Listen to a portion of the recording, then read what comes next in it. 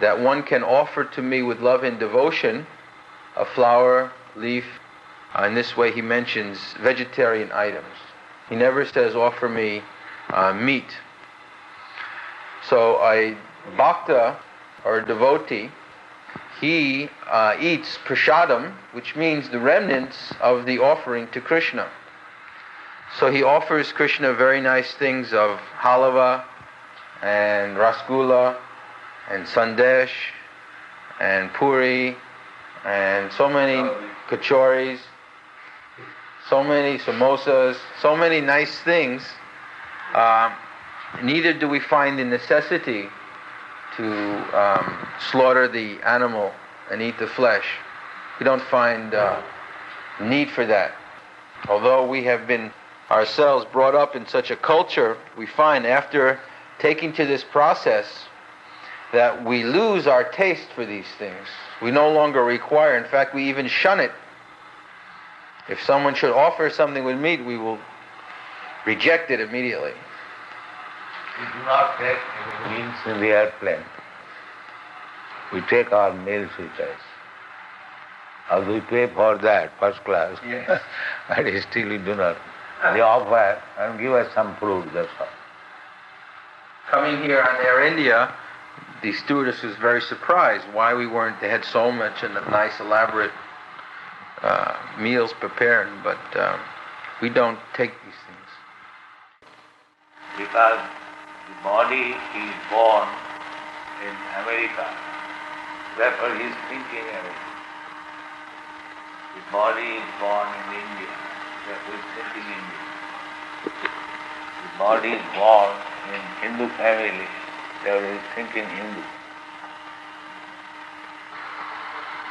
So this Krishna consciousness movement means we are trying to eradicate this conception of life, bodily conception of life. Animals, an animal, he is also thinking, I am dog, I am cat, I am cow, I am ass, on account of this bodily concept of life. And if we, human being, we also remain in that bodily concept of life, then we are no better than the animals. So if we remain animals, there cannot be any peace. You bring a dozens of dogs, and if you keep them, they cannot be improved. They will remain as animals. They have no capacity. And if you ask them to live peacefully, it is not possible, because they are animals. Similarly, if we human beings, although we are not animals, but we are not being educated as human beings, and therefore we remain as animals, then how there can be any peace?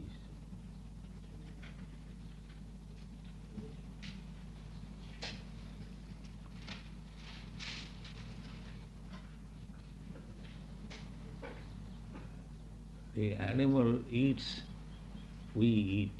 This animal sleeps, we sleep. The animal have sex life, we have got sex life. The animal defends, we also defend. So if we remain engaged only on the principles of four demands of body, then we remain animals.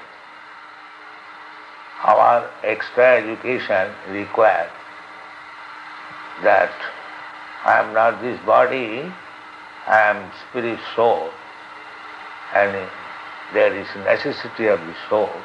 If we don't come to this platform, then we remain animals.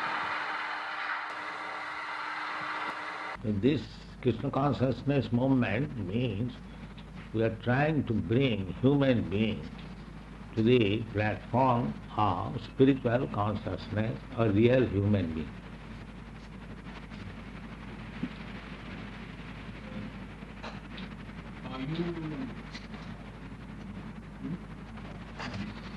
Striving for peace in the world, is it one of your goals? Yes. Everyone is trying for peace in the world. I have already referred to the United Nations organization. They are also trying peace of the world. But one must know the right way how to bring peace in the world.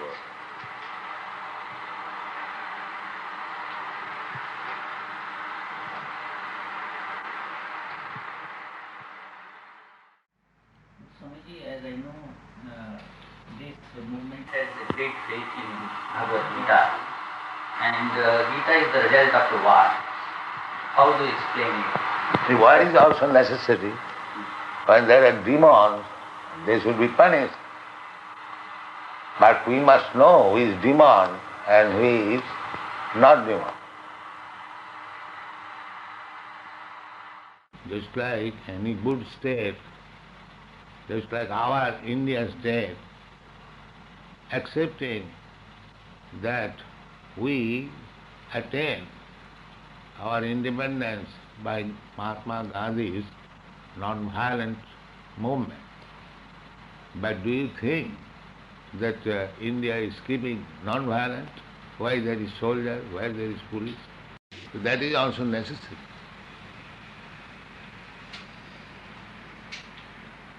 Where did the movement start? This movement is already there since Krishna appeared upon this earth about 5,000 years ago. And before that also the movement was there. But in the modern history, the movement is since 5,000 years.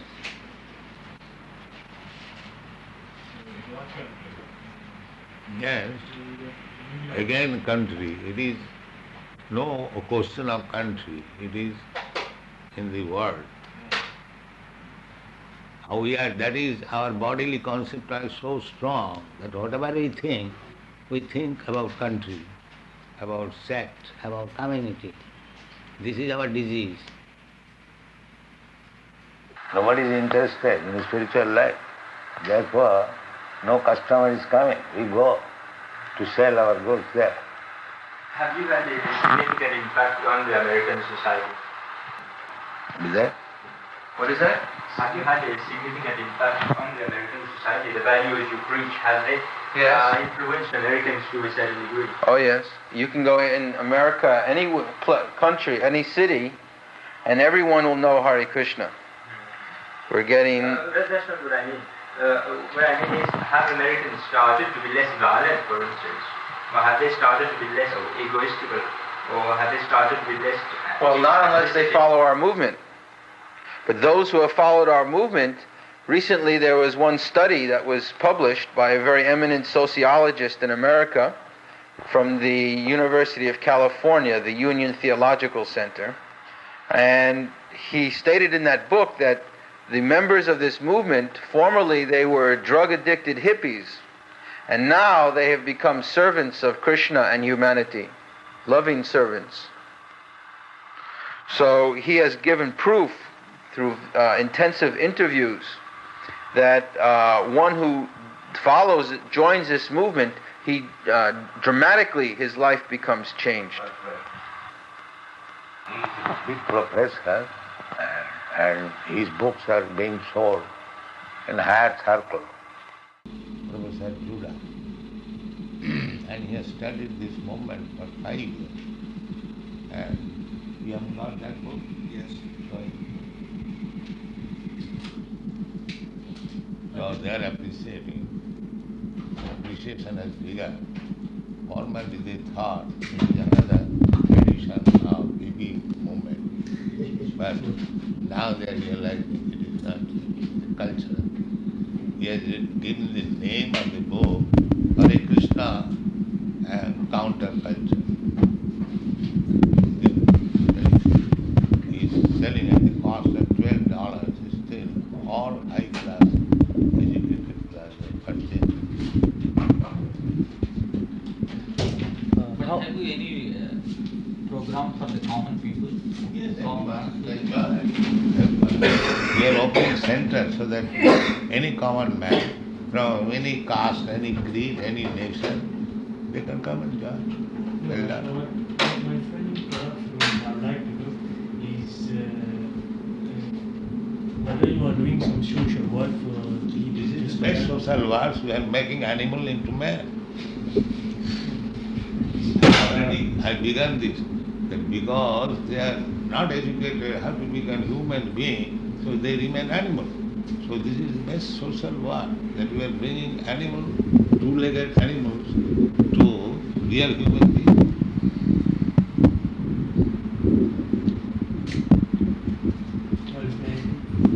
If a human being is not properly educated, he remains an animal. So, this is the proper education.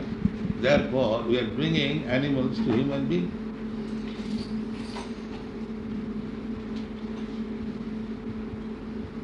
Has your movement ever influenced any political activities or movement in a particular country? When you are many in number, then we shall take politics also in hand. First of all, let there be perfect man. If there is no perfect man, the government will be imperfect. If there is perfect man, the government will be perfect.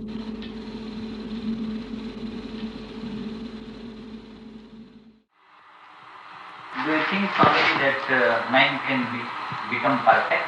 Oh, yes. That is the chance of a human being. Therefore, in the human society, there is school, college, education, culture, not in the animal society. Because they can be made into perfect, not the animals.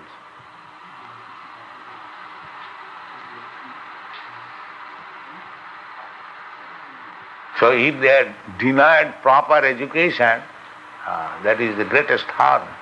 They got the opportunity and the authorities are not giving them the opportunity. No, but do you mean the perfectness is to become the God or to become the man? Right. Then I want You cannot become God. What perfectness means? Perfect means to become godly.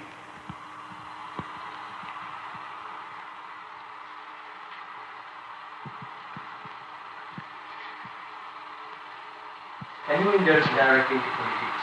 Hmm? Can you be indulged directly in politics? Can not. Krishna was in politics. So he instructed Arjuna to fight. This is politics for the good cause. When Arjuna denied that Krishna, I am not willing to kill the other side, my brothers and my uncles. He chastised him. Kutaste kasmalamidam visameni samapas. How you are talking like non-Aryan? What is this nonsense? He wisdom, kutaste kasmalamidam visameni samapas. Anajajustam akirti karavajam.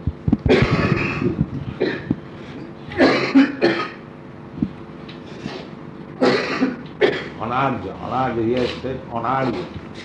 Aryan means advanced. Anarya means Chapter 2, Bhagavad-gita, Text 2.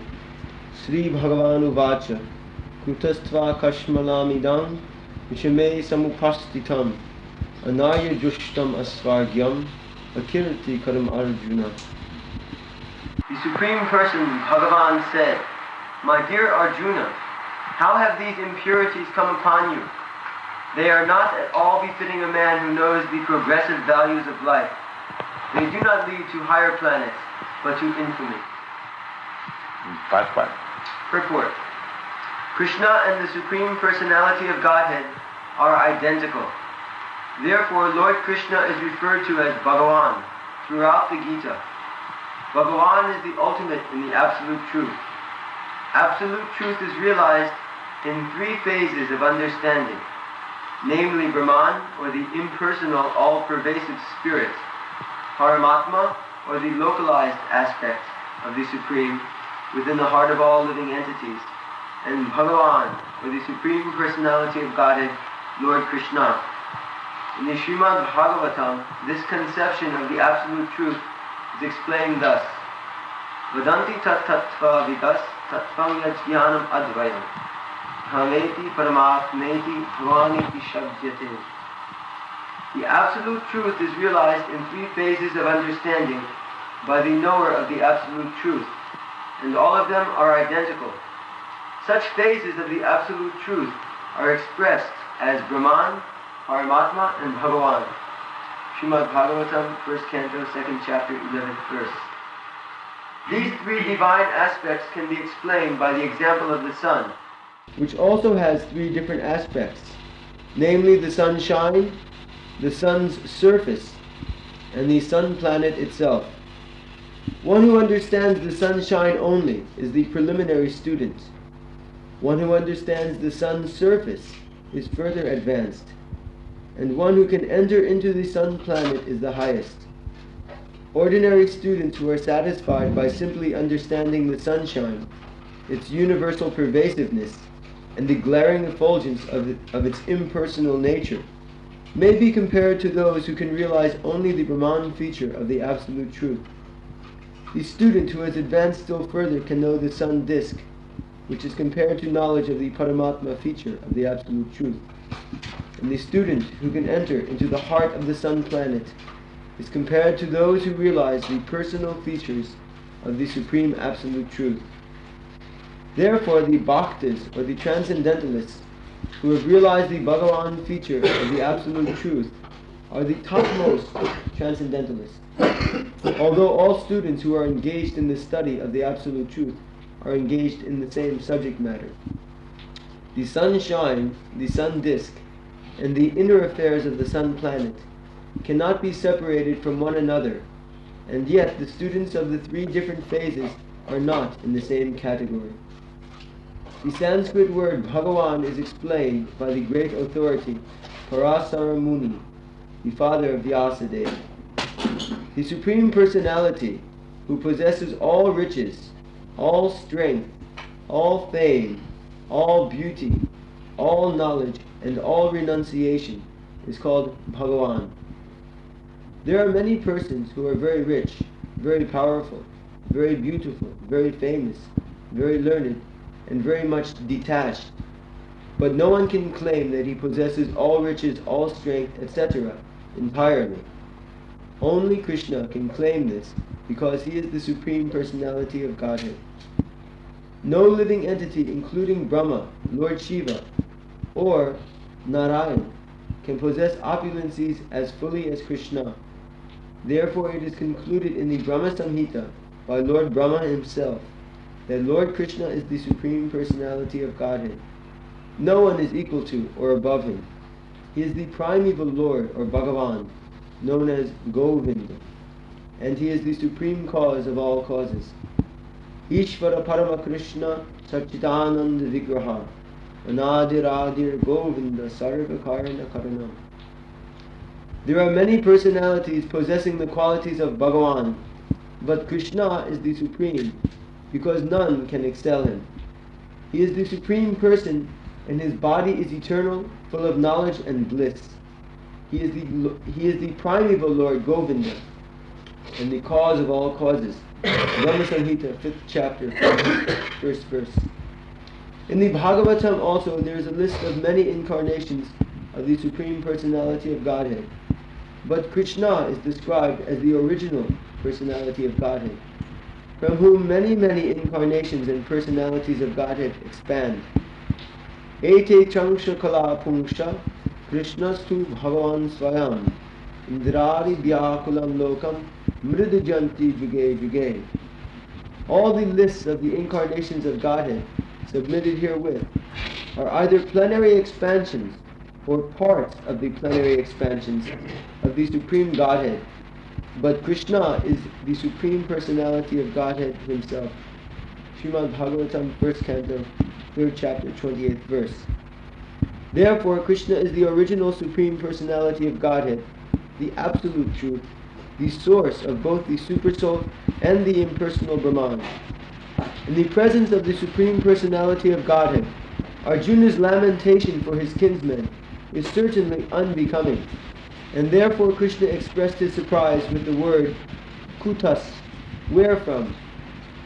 Such unmanly sentiments were never expected from a person belonging to the civilized class of men known as Aryans.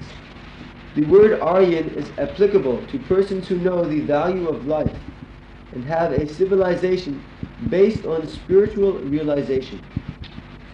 Persons who are led by the material conception of life do not know that the aim of life is realization of the absolute truth, Vishnu or Bhagavan, and they are captivated by the external features of the material world, and therefore they do not know what liberation is. Persons who have no knowledge of liberation from material bondage are called non-Aryans. Although Arjuna was a Kshatriya, he was deviating from his prescribed duties by declining to fight. This act of cowardice is described as befitting the non-Aryans. Such deviation from duty does not help one in the progress of spiritual life, nor does it even give one the opportunity to become famous in this world. Lord Krishna did not approve of the so-called compassion of Arjuna for his kinsmen. This movement is to make the people area.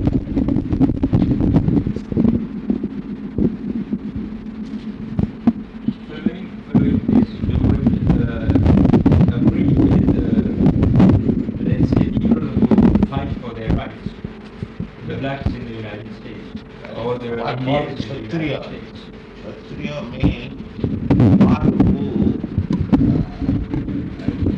who gives protection from being hurt.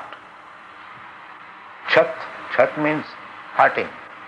So suppose if I unnecessarily hurt you, then it is the duty of the government to give you protection. So unless I am also punished by violence, he cannot give you protection. So this is also necessary. Therefore, in the society there must be Kshatriya. The Brahmanas should be learned, they should give instruction, advice. The Kshatriyas should give protection. The Vaishyas should produce economic development, and the rest they should assist Shudras. That's all. This is the program of Aryan society. Indian community has always thought that light comes from many lamps. But you are preaching that Because Indian culture has always taught that light comes from many lamps. But your preaching consists only from the Gita. Yes, that is the supreme light. There are degrees of light. There is sunlight and there is this light. You cannot compare this light with the sunlight. Light comes from everywhere. But that does not mean the sunlight and this light is the same. No, First of all, you understand this.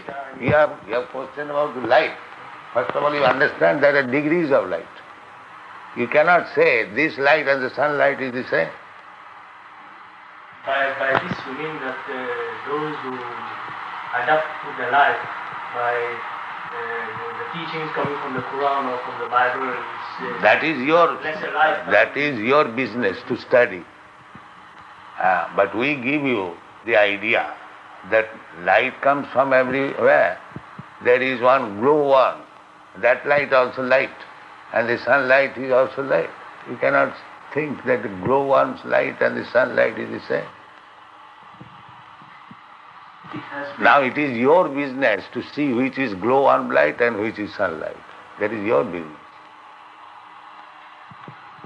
It has been allegedly argued, particularly in third world countries, that your movement is under the wing of a certain imperialist countries.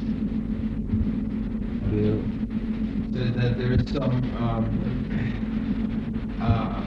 allegation that our movement is connected with certain imperialist countries. Let them say all nonsense, what can I say? Every nonsense will speak something nonsense. How can I take it?